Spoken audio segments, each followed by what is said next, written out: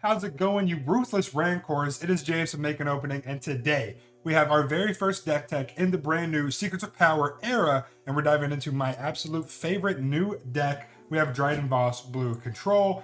Dryden, I think, has some serious potential to make some waves in the new meta, and I'm going to break down where my list currently stands, why you should consider him, the deck's overall game plan, and even some sideboard options for your next weekly, locals, or event in general. So if you enjoyed the video, make sure you like, subscribe, and let me know downstairs in the comments section what deck you're testing from Secrets of Power. And also, if it's Dryden Vos, let me know how you're liking them. Let's dive straight into my Dryden Vos Blue Control deck tech. So first things first, why Dryden Vos over, Kira or Iden Versio? So Dryden offers a really fresh twist on blue-green villain control, in my opinion. Instead of relying on powerful one-for-one removal events like Power of the Dark Side and No Glory only results, for example, this deck looks to generate 2-for-1 value instead of 1-for-1 value by ambushing in some pretty powerful units, defeating threats, and then leaving behind bodies that need answers in the form of other units. Also, his leader ability is really strong. You effectively give a 5 resource or less unit in your hand ambush by discarding a card that costs 6 resources or more.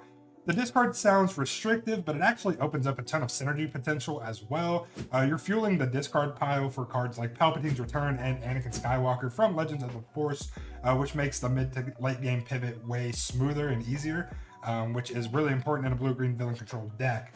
Plus, once Dryden actually flips, he's a 5/7 with Overwhelm. So he trades efficiently, he pushes base damage by trading efficiently, and he gets to enable ambush for your massive late game bombs like Reinforcement Walker, Supreme Leader Snoke. So if your opponent ignores him, that's a mistake they're not going to make twice. I promise you, Dryden in himself, he needs an answer, which, takes pressure off of your base and off of your other key units that you probably have on the battlefield. So to briefly touch on this, why I'm running a 30 blue base versus the Colossus base. Early in testing, I was playing with the Colossus base. You get a smaller hand size, but you have 35 HP.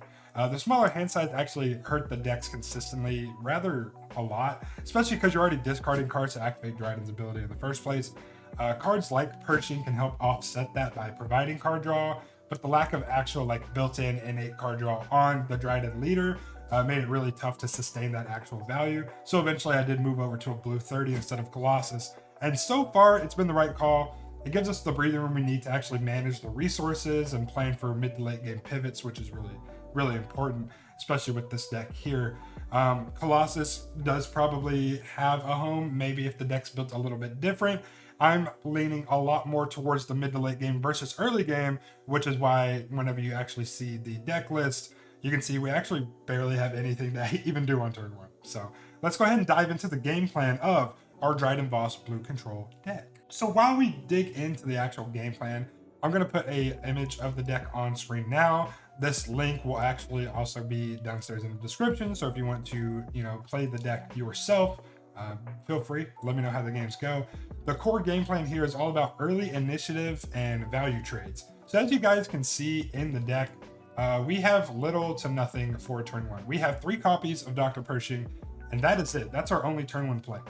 Turn 1, we want to take initiative because turn 2, we want to ambush in a unit to defeat whatever the opponent deployed first. So as you can see in the list, General Grievous and Knight of Ren are going to be the standouts. They are 4/4 bodies that trade into almost anything and secure that really sweet 2-for-1 value that we're looking to extract while playing this deck. We are admittedly soft into a space aggro style of deck, but set 6 has so many cards to help fight back against space aggro that I'm personally seeing a dip. I'm expecting a dip in space aggro decks, and I'm seeing less of them online and testing right now in general. But between Super Laser Blast, Palpatine's Return, and Supreme Leader Snoke, we have enough coverage to actually stabilize in the main deck, but we do have cards in the sideboard to help with space aggro decks as well, which we'll get into later in the video. But by the time we reach the leader deploy turn, we should already have board control, and that's when we look to pivot. Dryden and Maul can start trading efficiently and pushing damage to the base with their overwhelm capabilities. And if we are a little bit on the weaker end because we are running a blue 30 instead of Colossus, we have options in forms of Reinforcement Walker and the heroic Luke Skywalker from set 1 to help us with their recover and keep the game in our favor and out of that lethal range for the opponent. One of the first things I want to talk about is going to be my early game ambush package for this deck. And I've already talked about a couple of them, but these early game ambush targets are very crucial in getting the deck to work the way we want it to work, making it to the mid to late game pivot, and securing the win from there. So, like I already mentioned, General Grievous and Knight of Ren, they are the premier turn 2 ambush plays. They are 4/4s, really solid bodies. They will take out 90% of units your opponent plays, leave a body to take out the next thing they play, etc. But at 5 resources, we get a couple other options that are like the MVPs in this Dryden deck. And those are going to be in the ground arena, we have Ruck, and in the space arena, we have the Devastating Gunship. So with Ruck, since you're ambushing him in and he has shielded, these are both when played triggers, so you can actually stack the triggers. Everybody knows this, but if you've never ECL'd out a Ruck before or timely'd out a Ruck, this is how it's going to go. Is you ambush, you defeat any non-leader unit, no matter how much damage you put on them. And if you survive because you have 6 HP, you're probably going to survive. You can then, when played, put a shield on him for even more staying power. This allows you to take out a potential 2 more units that your opponent has, making Ruck a 3-for-1, which is perfect. Devastating Gunship is in a similar boat. It's a 3-for-1 machine. So you ambush something. If there is another unit that has 2 or less HP out in the battlefield, you can completely defeat that with its when played. And then you're leaving behind a body with grit to take out a 3rd unit in space. Now, most of the time this is a 2-for-1 because you can ambush in to a unit, you deal 3 damage to it, and then if it has 2 or less HP afterwards, you can then use the when played of Gunship to defeat it, and then you're left behind with a 3/5 with grit to take out a 2nd unit. So either way, it's really good. If you can get that 3-for-1 scenario, it's even better, but 2-for-1 is still, perfectly fine. We're taking out 2 of their cards for the price of 1. That is the boat we want to be in when piloting this ship. Now for our late game ambushers, these are units that are more than 5 resources, 6 resources plus, that typically you can't ambush with Dryden because they have to be 5 or less with Dryden. But once you deploy Dryden, you can ambush anything by discarding anything, and the value ceiling just skyrockets with these units. We have Anakin Skywalker from Legends of the Force. If you have set up your discard perfectly, you're ambushing with the 5/7. You're defeating 1 unit with -3/-3. You're defeating another unit with -3/-3. And then you have a body left over to take out another unit. You can 4-for-1 with Anakin Skywalker. Even if you only 3-for-1, you can -6/-6 something. Like, oh my god. Anakin Skywalker is absolutely bonkers when you can ambush him in. This has been known since set 5, but it's even more exaggerated whenever you can ambush him in without paying the additional 1 with timely and without having to rely on a 25 health ECL base. The 5 extra HP and a 30 HP base can make a world of difference. Reinforcement Walker draws you a card, or you can discard it to heal 3 when played and on attack. So when you ambush him in, you can draw 2 cards, you can heal 6 HP, or you can do a little bit of dipping into both pools. That is insane tempo right there.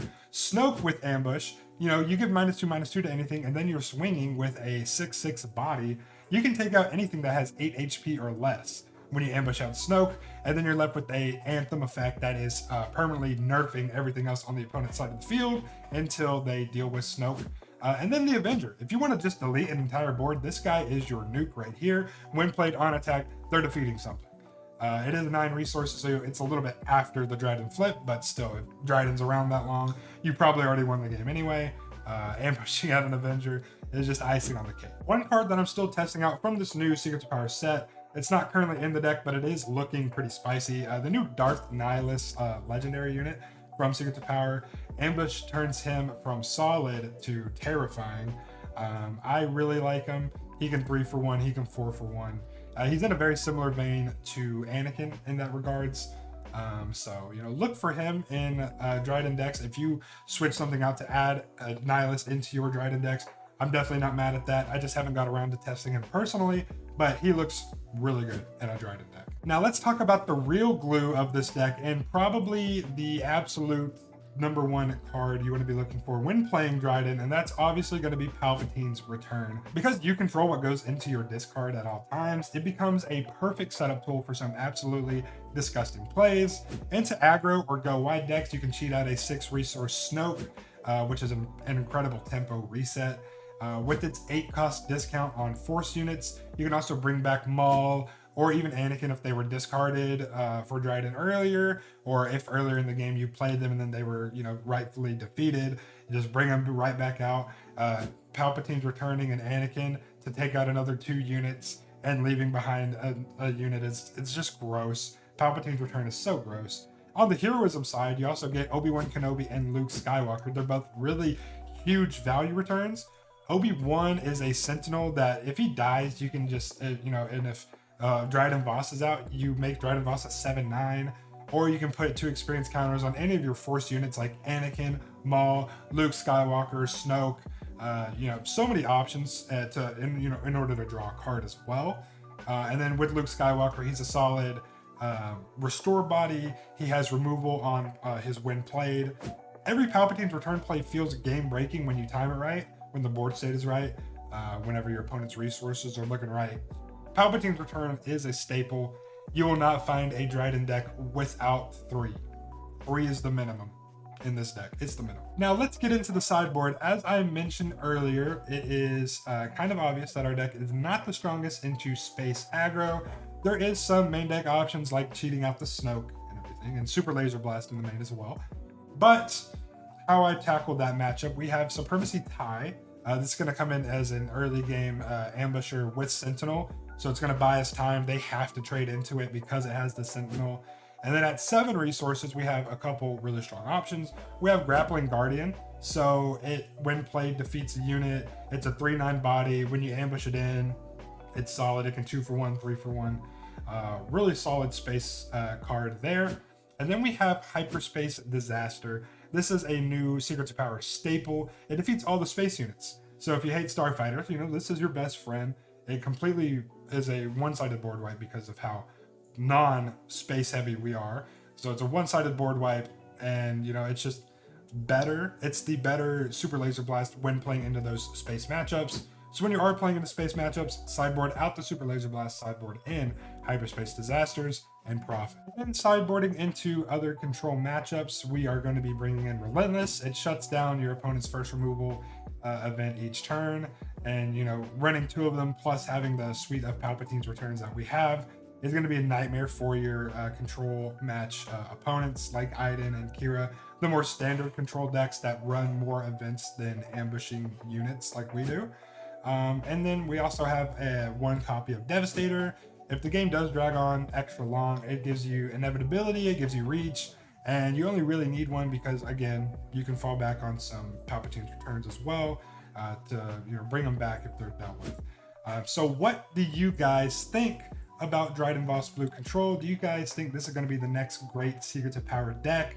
Do you guys think it has possible meta relevance? And if you guys have tested them out yet, have you guys found any spicy tech that I have missed? Because I'm always looking to improve my decks. Let me know downstairs in the comments, and also don't forget to like and subscribe if you enjoyed the video. Until next time, this has been James with Make an Opening. Let me know which leader you want to see next, and as always, peace out, stay unlimited, later.